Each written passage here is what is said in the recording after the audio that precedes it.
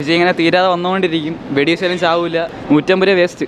നമ്മൾ ഫോട്ടോ വെച്ചിട്ടുണ്ട്. നമ്മൾ 4 പേര് മാത്രം ഉണ്ട് അതിനകത്ത്. പിന്നെ കുറച്ച് കഴിഞ്ഞപ്പോൾ ഒരു 3-4 പേര് വന്നു. അവരതും തന്നെ വെടിവെച്ച ചാവാത്തവർ മനുഷ്യരും. OTT ഇറങ്ങിയപ്പോൾ ആരും കാണൂല. അത്രയും കിടിലൻ പടം. വല്ലപ്പോഴൊന്ന് വിജയ് എന്ന് പറഞ്ഞ് ഒന്ന് നോക്കിയിട്ട് കണ്ണടച്ചിരിക്കുക. അത്ര അടുത്ത് വന്ന് കാണല്ലെന്ന് പറയും. 16 വയസ്സ് 10 വയസ്സ് 12 വയസ്സായ ഒരു പയ്യൻ്റെ രൂപത്തിലാണ് എഴുതിയത്. അതുകൊണ്ട് അത്ര പവർ കൊടുത്തിട്ടില്ല. ഫേക്ക് ഓളികളോട് പറയാനുള്ളത്, നീയൊക്കെ ഇനി എന്തരൊക്കെ കുത്തി വളർന്നാലും ഞാൻ പറഞ്ഞ പോലെ അണ്ണൻ വേറെ ഇതിലാണ്.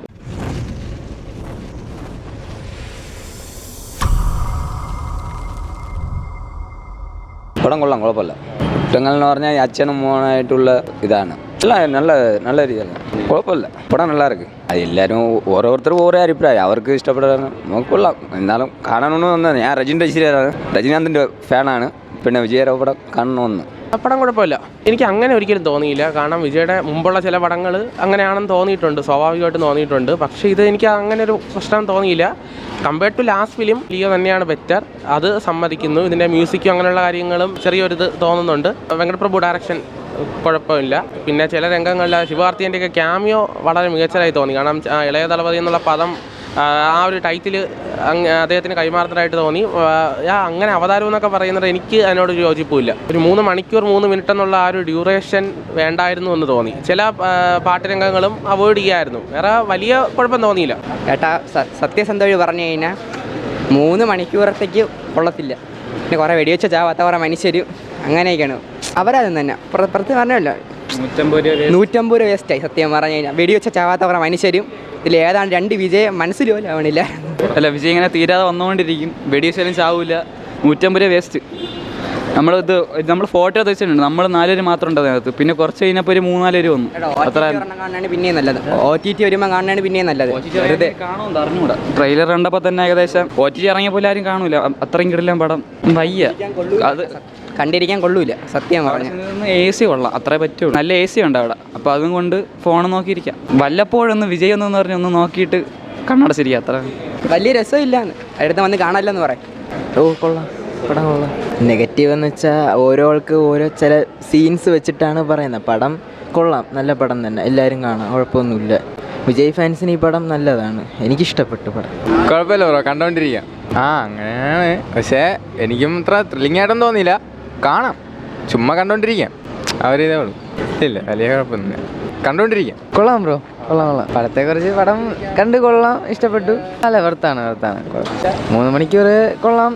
ലാസ്റ്റ് കുറച്ച് ഷോക്ക് വരുന്നു, ബാക്കിയെല്ലാം അടിപൊളി. നല്ല കുഴപ്പമില്ല, നല്ല സിനിമയാണ്. ഈ ഒരു എക്സ്പീരിയൻസ് ആണ്. വിജയ് തലപതി വേറെ ലെവലാണെന്ന് അറിയാമല്ലോ. നെഗറ്റീവ് വരുന്നുണ്ട്, കാരണം വെറൈറ്റി ആയിട്ടുള്ള ഒരു സിനിമയാണ്. സാധാരണ സിനിമ പോലെയല്ല, ഒരു വെറൈറ്റി ഇതുണ്ട്. വേറെ പ്രത്യേകിച്ചൊന്നുമില്ല, കാണാൻ കൊള്ളാം. ഒന്ന് ഫാമിലിയായിട്ട് ഇന്ന് കാണാം, അല്ല വലിയ പ്രശ്നമൊന്നുമില്ല. ഇല്ല അവർ പറയുന്നതിനും കാര്യമുണ്ട്. ഇല്ല, അങ്ങനെ ഞാനൊരു ഫാനാണ്. പക്ഷേ സിനിമ അത്ര നമ്മൾ വിചാരിച്ച പോലെ ഒരുപാട് ഹൈപ്പ് കൊടുത്തിട്ട് ഇങ്ങനെ ഇതാക്കിയതാണ്, അല്ല വേറെ പ്രശ്നമൊന്നുമില്ല. ഒരു ഫിലിം കുഴപ്പമില്ല, ഫാമിലിയായിട്ടൊക്കെ വാച്ച് ചെയ്യാം, ഓണത്തിനൊക്കെ വന്ന് കാണാൻ പറ്റിയ നല്ലൊരു ഫിലിമാണ്. സൂപ്പർ. വിജയ് ഒന്നുമില്ല.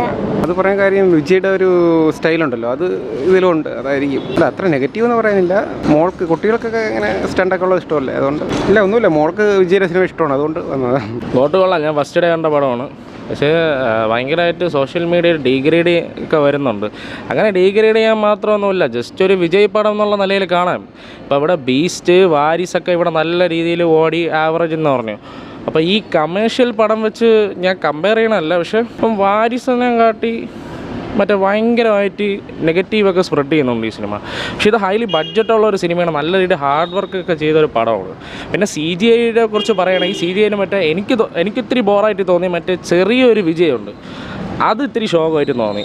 പിന്നെ വേറെ പ്രശ്നമൊന്നുമില്ല, വെങ്കടപ്രഭു നന്നായിട്ട് എടുത്തിട്ടുണ്ട്. പിന്നെ ഭയങ്കരമായിട്ട് വധിച്ചൊക്കെ അഭിപ്രായങ്ങൾ ഞാൻ കേട്ടു, അതിന് മാത്രമൊന്നുമില്ല. സിനിമ അത്യാവശ്യം നല്ല കണ്ടുകൊണ്ടിരിക്കാനൊക്കെ ഉണ്ട്. വരാതെ പിടിച്ച് അതൊക്കെ എന്നാൽ ഞാൻ ഒരു കാര്യം പറയട്ടെ, വിജയയുടെ സിനിമ വരുമ്പോൾ എല്ലാം അങ്ങനെ തന്നെ, വിജയയുടെ പടം വരുമ്പോൾ എല്ലാം നെഗറ്റീവൊക്കെ പറയും. എന്നാൽ ഇപ്പം ഒരു നെഗറ്റീവ് വരുമ്പോഴുണ്ടല്ലോ, വിജയ് എന്ന് പറഞ്ഞാൽ ഇപ്പോൾ എത്ര വിമർശനം വന്നാലും അങ്ങേര് കയറിക്കൊണ്ടേ നിൽക്കണത്, അല്ലാതെ താഴോട്ടല്ല പറഞ്ഞത്. അങ്ങേര് കയറിക്കൊണ്ട് പോകും, ഓരോ നെഗറ്റീവ് വരുമ്പോൾ മേളിലോട്ട് പോകും. അത് അണ്ണൻ തെളിയിച്ചതാണ്. ഇനി യാവം വന്ന നെഗറ്റീവ് പറഞ്ഞാലും കയറിപ്പോവും അണ്ണ ഇപ്പം മേളിൽ തന്നെയാണ് നിൽക്കുന്നത്, താഴോട്ടല്ല. മേളിൽ തന്നെയാണ് നിൽക്കുന്നത് ബ്രോ. അത് ഞാൻ പറഞ്ഞില്ലേ, ഇപ്പം വിജയുടെ സിനിമ വരുമ്പോൾ എല്ലാവരും രക്ഷകൻ രക്ഷകൻ രക്ഷകൻ എന്നൊക്കെ പറയണം. ഇവിടെ ആരും രക്ഷിച്ചിട്ടില്ലേ? അതാണ് എൻ്റെ ചോദ്യം. ആരും രക്ഷിച്ചിട്ടില്ലേ? വിജയ് സിനിമ വരുമ്പോൾ മാത്രം ഓരോ രക്ഷകൻ ഫോർമാറ്റ് എന്നൊക്കെ പറയുന്നുണ്ട്. ബാക്കി എല്ലാ സിനിമയുടെ ഏതൊരു കഥ ഈ സന്ദർഭം കാര്യങ്ങളൊക്കെ വരും. നിങ്ങളൊരു തമിഴ് സിനിമ എന്നുള്ള നിലയിൽ കാണുക, അല്ലാതെ മറ്റേ ലോജിക്ക് അങ്ങനെയൊക്കെ വെച്ച്. എനിക്ക് തോന്നുന്നു ബ്രോ, ഈ സിനിമയ്ക്ക് നെഗറ്റീവ് വരുന്നത് എനിക്ക് തോന്നുന്നത് ഒരുപാട് പേര് ഈ ലോജിക്കൊക്കെ വെച്ച് കാണുന്ന ആൾക്കാർ ഇപ്പോഴും ഉണ്ട്. അപ്പോൾ അത് മറഞ്ഞു കളയും. നിങ്ങൾ എത്ര സിനിമകൾ ലോജിക്കില്ലാതെ ഇവിടെ എത്ര സിനിമകൾ ഇവിടെ വിജയിപ്പിച്ചിരിക്കുന്നു. ഒരു തമിഴ് സിനിമ എന്നുള്ള നിലയിൽ നിങ്ങളൊരു ലോജിക്കൊക്കെ ഇല്ല, ജസ്റ്റ് ഒരു എൻ്റർടൈൻമെൻറ്റ് അടിച്ചു പൊളിക്കാൻ വേണ്ടി അങ്ങനെ ഒരു മൈൻഡ് സെറ്റ് ഒന്ന് കാണുക. അങ്ങനെ ഇപ്പോൾ ഒരു സിനിമ ഇപ്പം വരുന്നത്, അല്ലാതെ കഥ ഇപ്പോൾ ഏത് പടത്തിനാണ് ബ്രോ ഉള്ളത്? ഏത് കഥയാണുള്ളത്? ഇപ്പോൾ ഒരു സിനിമ ഇറങ്ങുമ്പോൾ ആ ഒരു ലെവലിൽ കാണാൻ ശ്രമിക്കുക, അല്ലാതെ മറ്റേ കഥയും സന്ദർഭവും മറ്റേ ലോജിക്കൊക്കെ വെച്ച് അങ്ങനെ വെച്ച് കാണുമ്പോൾ അങ്ങനെ കാണാതിരിക്കരുത്. ഒരു മൈൻഡ് സെറ്റിൽ വന്ന് കാണുക, അത്രയേ ഉള്ളൂ. വിജയേട്ടൻ്റെ പെർഫോമൻസ് കൊള്ളാം. എനിക്ക് ഏറ്റവും കൂടുതൽ ഇഷ്ടപ്പെട്ടത് ആ ഇളയ ദളപതി ക്യാരക്ടർ അടിപൊളിയായിട്ട് പുള്ളി ചെയ്ത് വെച്ചിട്ടുണ്ട്. എനിക്ക് നന്നായിട്ട് ഇഷ്ടപ്പെട്ട ആ ഒരു കഥാപാത്രത്തിൻ്റെ പേരൊന്നും പറഞ്ഞാൽ പിന്നെ കുറേ എണ്ണം വന്നൊരു സത്യസന്ധമായിട്ട് പറയാം. ഇവന്മാർ ഈ മറ്റേ ഈ ക്യാമിയോസൊക്കെ ഉണ്ടെണ്ണ, അതൊക്കെ ഒരുപാട് പേര് അതിനെ ആ ഫസ്റ്റ് ഡേ തന്നെ റിവീൽ ചെയ്ത് അത് വളരെ മോശമായിട്ട് തോന്നി. ഇപ്പോൾ ട്വിറ്ററിൽ ഭയങ്കരമായിട്ട് കുറേ അജിത്തിൻ്റെ വിജയുടെ, പക്ഷേ ഞാൻ അതിന് ഒരു മറുപടി ഉണ്ട്. ഇവന്മാർ ഈ ഫോട്ടോയൊക്കെ വെച്ചിട്ട് ട്വിറ്ററിൽ #ട്രെൻഡ് ചെയ്ത് ഒരിക്കലും അജിത്തിൻ്റെ ഫാൻസുകാരായിക്കോട്ടെ സൂര്യയുടെ ഫാൻസുകാരായിക്കോട്ടെ അവരൊക്കെ ഇങ്ങനെ തെണ്ടിത്തരം ഒന്നും കാണിക്കില്ല. പക്ഷേ തെണ്ടിത്തരം കാണിക്കണ ആ വ്യക്തികളുടെ ഫോട്ടോ വെച്ചിട്ട് നെഗറ്റീവ് കോളുകൾ മറ്റേ ഈ #, ഉണ്ടല്ലോ ബ്രോ, #ഒക്കെ ട്രെൻഡ് ചെയ്ത് മറ്റേ ഫേക്ക് ID വെച്ചിട്ട് ഫേക്ക് കോളുകളോട് പറയാനുള്ളത്, നീയൊക്കെ ഇനി എന്തരൊക്കെ കുത്തി വളർന്നാലും ഞാൻ പറഞ്ഞ പോലെ അണ്ണൻ വേറെ ഇതിലാണ്, ഒരിക്കലും പടത്തെ നശിപ്പിക്കാൻ പറ്റൂല. അത്രേ ഉള്ളൂ. അതാണ് ഹേറ്റേഴ്സിനുള്ള മറുപടി. ഫാമിലിക്കൊന്നും കാണാൻ പറ്റില്ല, ഭയങ്കര ബൈക്കും ആടിയും ചെയ്യുന്നു.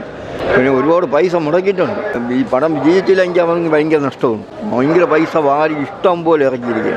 കാണാത്ത സ്ഥലങ്ങളും അല്ലാതായിട്ട് ഒരുപാട് കമ്പ്യൂട്ടർ സിസ്റ്റങ്ങളും എല്ലാം ഭയങ്കരമാണ്. വിജയുടെ അഭിനയം കൊള്ളാം, പക്ഷേ ഇത് ഒരു ജീവനില്ലാത്ത രീതിയിലാണ് ഇവർ എടുത്തിരിക്കുന്നത്. എന്ന് വെച്ചാൽ വിജയെ ഒരു 16 വയസ്സ് 10 വയസ്സ് 12 വയസ്സായ ഒരു പയ്യൻ്റെ രൂപത്തിലാണ് എടുത്തിരിക്കുന്നത്. അതുകൊണ്ട് അത്ര പവർ കൊടുത്തിട്ടില്ല. കൂടെ ഫേമസ് ആയിട്ട് കൊടുത്തിരുന്നെങ്കിൽ ഇപ്പോൾ നന്നായിരുന്നു.